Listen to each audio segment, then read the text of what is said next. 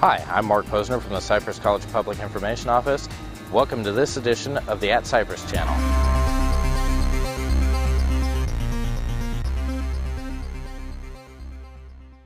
The veterans group from Cypress College had us come out. We thought it'd be an honor to have it. This was the first educational institution that this wall's been at. We created it on September 11/11, and it's been to 5 locations. This is now the 6th location that this wall's attended. It has 2 different sides to it. It has a name side, which goes from the Desert Shield Desert Storm all the way through the victims of 9/11, Operation Iraqi Freedom, Operation Enduring Freedom, Operation New Dawn. It's a perpetual wall, so we add to it at every stop. On the other side is a timeline that corresponds, but it goes from the 1983 bombing of the barracks in Beirut all the way till actually now we just got done adding Benghazi, Libya to the other side along with those 4 victims. Normally it would end with the rebuilding of World Trade Tower 1. And this is a humongous wall, 100 feet long, I think, if I remember the specs correctly. This is a massive undertaking. What sustains you through it? You know what? I have myself and another gentleman named David Brown, who was one of the designers, and David was a Marine Corps sniper. Anyway, between the 2 of us, we just felt like we needed to get it done. You know, the healing needs to start now, not wait 15 years like the Vietnam veterans did. Well, this wall of remembrance is symbolic for a couple purposes. One, it symbolizes, the history of our war on terror. Many of our veterans are freshly returned from combat in many of these conflicts and skirmishes throughout the Middle East and the world. And another issue with the Wall of Remembrance is it's to symbolize Veterans Day. I mean, here's a time where the country pauses for a minute and thanks the service of our veterans to our country. Well, what they wanted to do was create awareness on campus to also honor the heroes that have fallen and remember them, step back and reflect for a second.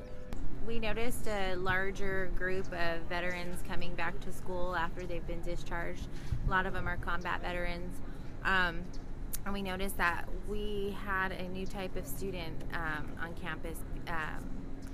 And it was such a larger group that it needed more attention than it had previously gotten. And so the center came about because we needed to help these vets transition back into civilian life. And so what we focus the center on is actually camaraderie, wellness, and academics in that order. So that's how the CCVO came to be, because we wanted peers to be mentoring other new incoming students. And so we formed the group, and what we started out was doing a lot of community service and different events so that they could actually rely on each other and have that recreation of that unity that they feel when they're when they're active duty. Well, I think when you look at Cypress College, we have a Veterans Center which has first-rate facilities. I mean, the commitment of our campus to give the Veterans Center a place, a home, which is prime real estate, the view they have of the pond, the square footage they have, unlike many community colleges that maybe have a couple desks, a computer, a staff member who's there for a couple hours at a time. I mean, we have a dedicated center. We have an excellent coordinator in Christy Davis. We have an excellent counselor in Robert Grantham, and we have excellent student leaders in the veterans group that come together and make sure facilities are available, that support is there for new vets, that support is there for continuing vets, and the amount of community service that these folks do. They won the Club of the Year last year at Cypress College, which is a huge award for any student group. And on top of that, you look at their imprint on the local community. I mean, we're talking about folks who are out there at the VA hospital weekly, who are working with our local AMVETS, our American Legion posts, different organizations being involved, helping others. That's what they do. They help others. They give back. They've sacrificed so much, yet they continue to give back, pursue their goals, and then they got to make time to study for math and focus on school as well. So they really do everything. Vision to Victory, what we do is we grant wishes for combat wounded veterans. So we take those that originally signed that blank check to push the limit in life and protect our freedoms. When they come home, we help them push the limit again to get themselves back into that normal train of thinking and normal train of life again. We took a guy like Sergeant Ryan Price. He wanted to ride in a boat, and we wound up taking him out and putting him in a 40-foot race boat with about another 100 race boats around him. Then we had Lance Corporal Nick Kimmel from the United States Marine Corps that we took to the Lucas Oil off-road races. He got a chance to hang out with everybody, and then after we did that, he's actually the gentleman that wound up throwing the opening pitch in Game 2 of the World Series with Willie Mays.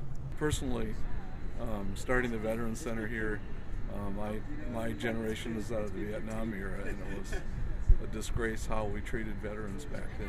And one of my motivations for being involved with veterans was to never let that treatment happen again. We need to honor our veterans and treat them right, and here at the college we're trying to treat them right and get all the benefits that they deserve, and that they can move back as an educated citizen and get a great job.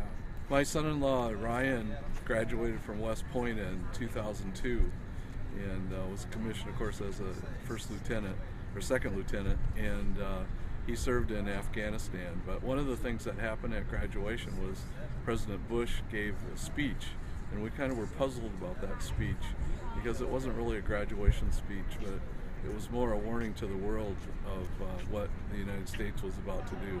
And that, of course, we all know about now and see on the wall. But Ryan went from West Point to Hawaii and then was deployed to Afghanistan, and lost two of his platoon the first week he was there, and one of his best friends was wounded within 2 weeks there.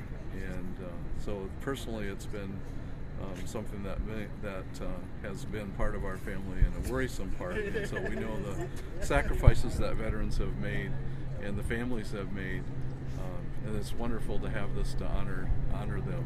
Well, I think we've seen the result of what I would call veterans trained as leaders, and we see the results on our staff and the students that come back. The discipline, the intensity that they come back to study, and the commitment that they have to make something of themselves. We know that the military has changed their lives, but we're here also to change their lives, and for the better. And the commitment of the campus and the administration to the veterans is something that we're very proud of, and it's very much a part of our hearts and souls of why we're here. I signed my memorandum of understanding to be a VA or a veteran certifying official on September 11th, 2001. So I don't know, along my journey I just kind of I fell in love with what I do, and I really came to care for this group of people that have actually been fighting for my freedom, for my ability to be able to live the life that I have. And so this is kind of my way of giving back to them. We always supply Kleenex. There's no other way to do it. You know, it's difficult because you're dealing with people's lives here. So you're dealing with sons and daughters and grandchildren and all sorts of stuff. We had a mom that came up to the wall once, and we looked up the name, tried to keep her on her feet, and she was actually holding a 1-year-old little girl, and the name on the wall, that was his daughter. He never got a chance to see her. We had another gentleman who left his Bronze Star. We've had others that have left helmets and all sorts of stuff here at this wall that we are archiving for hopefully a future museum. It's that 7 degrees of separation. I mean, there's somebody you know, or somebody you've seen, or somebody you've heard of in the news. I mean, if you just go to the timeline side, everybody's heard of pretty much everybody on the other side of the timeline side of the wall. Now we're out here showing them, here's the 11,000 names that the news doesn't cover. Excellent. Thank you for your time. Thank you for your work. Thank you.